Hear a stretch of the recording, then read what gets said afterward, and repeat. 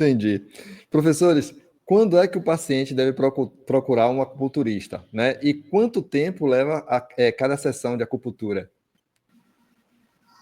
Olha, em média, vou começar primeiro pela segunda pergunta, né? Em média, um atendimento de acupuntura, ele pode levar aí de 40 minutos até 1 hora e meia, levando em consideração uma avaliação, um diagnóstico feito, né? Mas normalmente aqui em Brasília, o que a gente vê de cenário de acupuntura é uma sessão levando de 20 a 40 minutos só a sessão, o tempo de agulhamento, né?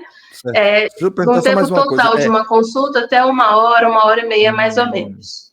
Perfeito. E qual Qual foi a sua tipo de primeira diagnóstico é pergunta, feito? Fabiano? Desculpa. Quando é que o paciente deve procurar um acupunturista? E aproveitando, emendando mais uma pergunta, qual tipo de diagnóstico é feito para poder fazer esse tratamento?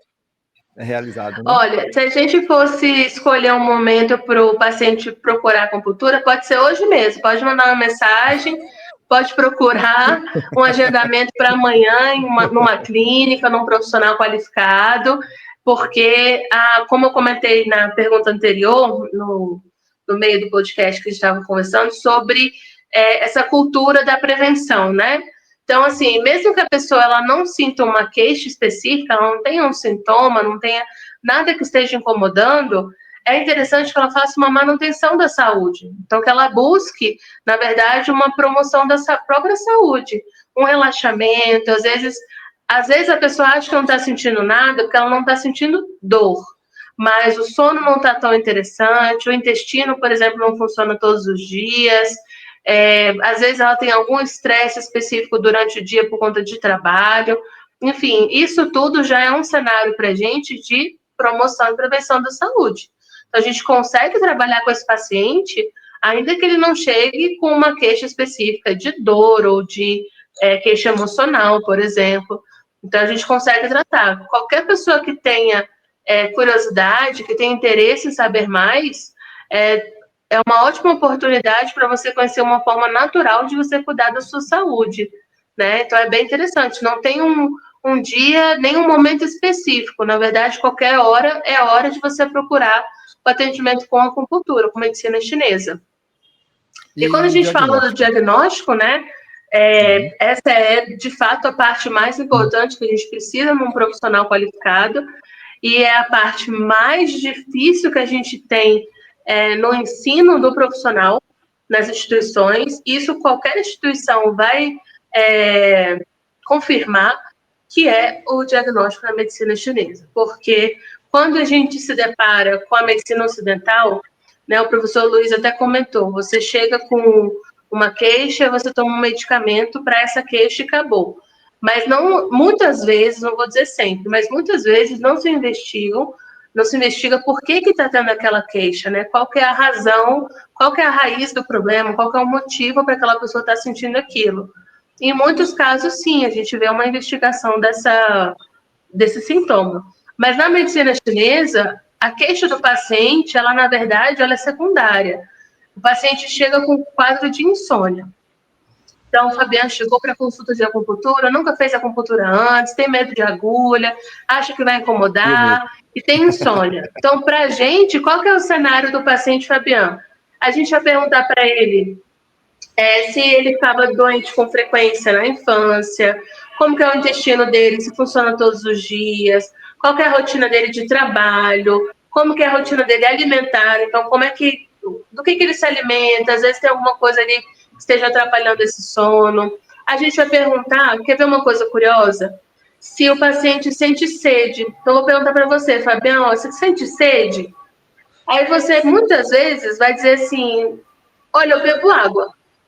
Todos os dias eu tenho lá um alarmezinho que eu bebo água. Mas o paciente aqui no Brasil, ele não consegue dizer e relatar exatamente o que ele está sentindo. Então, se eu perguntar para você, você sente sede? Você vai dizer, eu não sei. Mas eu bebo água. Às vezes é um hábito.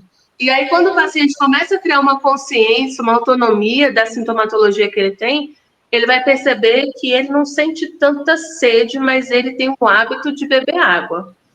Então, assim, é uma pergunta que não está muito característico da medicina ocidental, é mais a medicina chinesa. E aí eu já vou aproveitar o mal do professor, né? Achar que todo momento é o momento de dar aula. Mas eu comento muito sobre o meu caso com os alunos. Na medicina chinesa, eu tenho uma característica, um diagnóstico que a gente chama de calor-umidade. O que significa isso? Existe uma agitação interna, existe calor. Vocês podem observar aí que as bochechinhas são vermelhas, a testa é mais vermelhinha. Eu costumo falar mais alto. E eu também tenho uma retenção de líquido no corpo, né? Qual é a característica com relação a essa pergunta que eu fiz da sede? Eu morro de sede, eu sinto a boca seca, eu tenho sede, eu tenho calor, mas quando eu olho para um copo de água, para um copo de bebida, seja ela qual for, eu não tenho vontade de beber água. Parece uma coisa muito fora da curva, mas é um diagnóstico que a gente tem na medicina chinesa, vontade de beber água. Aí eu vou aprofundar um pouquinho mais, só para dar aí um nozinho na cabeça, porque tem gente aí que não vai entender nada. Já estou sabendo. O paciente, ele tem sede, ele tem um pouco de vontade de beber água, mas quando ele bebe água é em pequenos goles. É aquela pessoa que fica dando um golinho na garrafinha de água e quando você vê, você bebeu só 500 ml durante o dia inteiro. Isso para a gente é um diagnóstico. Então, todos esses sinais, todas essas características que a gente tem, que o paciente às vezes acha que não é importante, ou que passa despercebido, fazem parte de um diagnóstico que a gente tem na medicina chinesa. A avaliação da língua, quais são as características da língua do paciente, se ela é mais inchada, se ela tem uma coloração pálida, se ela tem uma marca de dente, se o pulso do paciente, por exemplo, ele é um pulso rápido, ele é um pulso fraco, ele é um pulso lento. São todos sinais que a gente consegue observar para fechar esse diagnóstico. E aí o profissional, ele se qualifica para poder aprender a fazer esse diagnóstico, ou ele ignora essa parte e vai começar a tratar o paciente apenas com sintomas. Vou botar um ponto de insônia, vou botar um ponto de dor, vou botar um ponto de ansiedade, enfim. E não aprofunda o conhecimento no diagnóstico mesmo, né? Que é a base da medicina chinesa, é o diagnóstico.